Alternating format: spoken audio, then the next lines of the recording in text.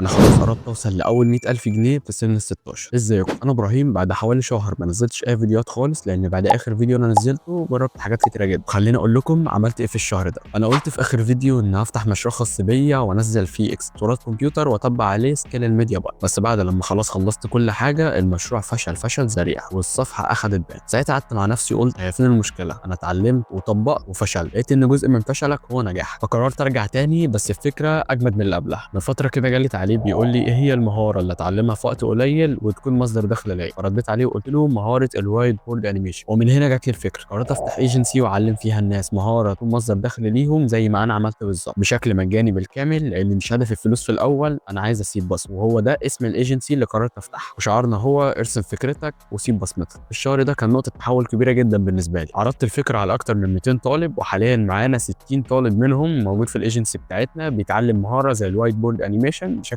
فري بالكامل. مش بس كده، في الشهر ده اتعلمت مهاره زي الاي اي اوتوميشن على نت ان، وبدات انفذ مشاريع كبيره والحمد لله شغاله، وان شاء الله برضو المهاره دي هتكون موجوده في الايجنسي بتاعتنا. بصمه مش مجرد منصه عاديه، بطريقك لتغيير طريقه تفكيرك بالكامل. لو عايز تفاصيل اكتر عن كورس الوايت بورد انيميشن الفور فري اكتب كلمه كورس في الكومنتات وهبعته لك على طول.